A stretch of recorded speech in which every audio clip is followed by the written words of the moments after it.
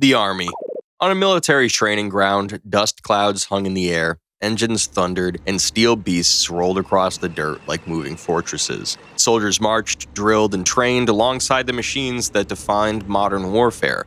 And if this were some Hollywood war movie, maybe it would have been the scene where he dives out of the way at the last second, brushing dirt off his uniform, and everyone laughs it off. But not here. One slip put him directly beneath the treads of a tank. The first crush was bone, splintering in an instant. Ribs folded inward, lungs collapsed, and organs burst under the unimaginable weight. The tank didn't stop. It didn't even slow down. Inch by inch, the steel tracks pressed him flatter, grinding his body into the ground like meat through a grinder. He screamed, but the roar of the engine swallowed everything. To the machine, it was just another bump in the dirt. Blood spilled into the dust, pooling beneath the weight of 40 tons, while his body became less human with every second that passed. When the treads finally cleared, there was no face left to recognize, no body to lift away, just a mess of pulp and broken bone pressed into the earth he'd been training on. The Navy. This next situation takes place deep beneath the surface, where a steel tube packed with Navy men cuts through the ocean in silence. Life on a submarine is tight, damp, and claustrophobic.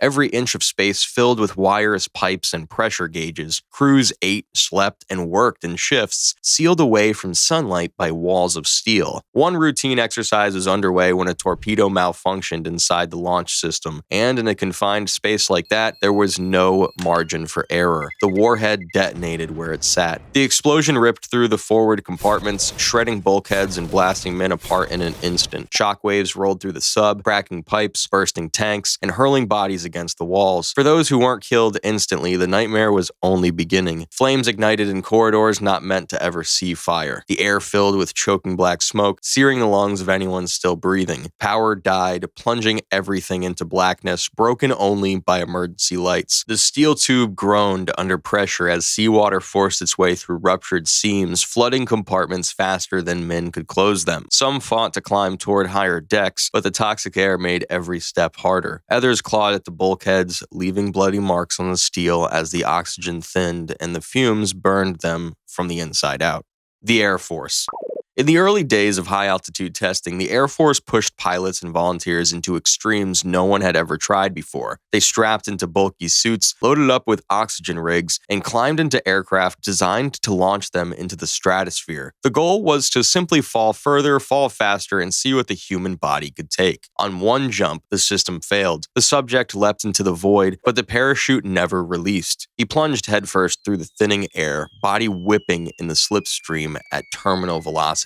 His limbs jerked violently, his torso snapped in spirals, and the wind screamed so loud inside his helmet it drowned out his own breathing. As the fall accelerated, blood began to pull from his head, his vision collapsing into a tunnel until blackness swallowed everything. His body kept plummeting long after consciousness was gone, an unconscious ragdoll cartwheeling toward Earth. The impact was catastrophic. Bones snapped into splinters, ribs stabbed through organs, and flesh tore apart on contact. The pressure wave from the landing ripped his suit wide open, spilling his insides into the soil. Recovery teams picked through what was left, finding pieces of the body scattered meters away, as if the man had exploded outward on impact. The helmet was crushed flat, the oxygen rig twisted like scrap metal. The parachute was still there, still folded neatly inside the pack, being a useless bundle of fabric that had never seen daylight. The Marines. In the mid-2000s, during a routine combat training exercise, a group of Marines boarded a transport helicopter. The drill was pretty straightforward with lifting off, running maneuvers, land, and repeat. But helicopters are unforgiving machines. One critical fault in the system sent it lurching, then slamming back to the ground. The impact folded the fuselage in on itself, trapping Marines inside. Then the real horror began. The fuel tanks ruptured, fire roared through the cabin instantly, flames racing over twisted steel and sparking wires.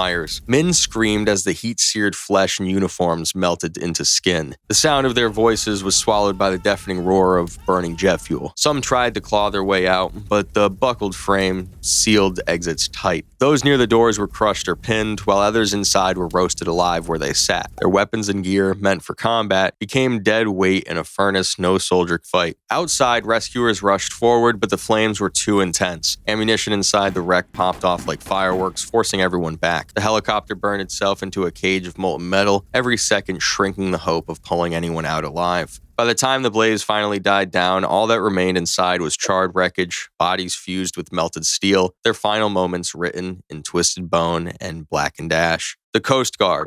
Off the Atlantic coast, during a controlled rescue exercise, a Coast Guard cutter braced itself against rough seas. The deck heaved and tilted, waves smashing the hull like fists. Crew members prepared to lower a rescue swimmer into the water, simulating a man overboard retrieval, when sudden swell rocked the cutter at the exact wrong moment. One crewman, clipped in but not secure, was pitched overboard, splashing him into the churn behind the stern. The ship's twin propellers spun just yards away, thick metal blades the size of doors, slicing thousands of gallons of water per second. The man was sucked toward them in an instant. He had just enough time to scream before the blades tore him apart. The propellers tore him into tiny pieces of meat instantly. Limbs sheared off in a neat, brutal stroke. Flesh became ribbons, bones splintered like driftwood, and the sea turned red, churning his body into a storm of gore. In less than a second, a human being was reduced to chunks the size of fish bait. On deck, men froze, staring down into the foaming scarlet water. A few shouted orders, but there was nothing to recover. No body, no chance. Only fragments floated to the surface, washed against the hull like discarded scraps.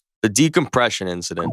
High above Earth, a Space Force operative drifted inside a small orbital module, running a systems check. The cabin was a tight shell of aluminum and composites, barely thicker than a soda can wall, holding back the void of space with nothing but pressure seals and engineering faith. Then a valve failed. The hiss was immediate, sharp, and unstoppable. In less than a second, the cabin atmosphere was gone, sucked into the black, leaving the man exposed to the raw vacuum. His body reacted instantly. With no air to breathe, his lungs collapsed, then froze, shards of crystallized moisture shredding the delicate tissue from the inside. His blood began to boil at body temperature, bubbles of gas expanding under his skin, swelling his face and hands until they looked monstrous and ballooned. Tiny capillaries burst, spraying red dots across his eyes. He clawed at his throat, but the effort only forced more oxygen out, speeding his blackout. Saliva bubbled and hissed out on his tongue. The water in his eyes boiled away, leaving his corneas clouded and blistered. Every exposed surface of his body froze in the same moment it swelled, locking him in a grotesque state between balloon and ice sculpture. Within 15 seconds, he was unconscious. Within 90, his brain cells were starved of oxygen, frying from the inside out. His body tumbled in zero gravity, grotesquely puffed, with skin split open along his arms where gases had torn pathways beneath the flesh. By the time automated systems sealed the breach, the damage was irreversible. The cabin was still, the body a swollen, frostbitten husk, drifting weightless in silence.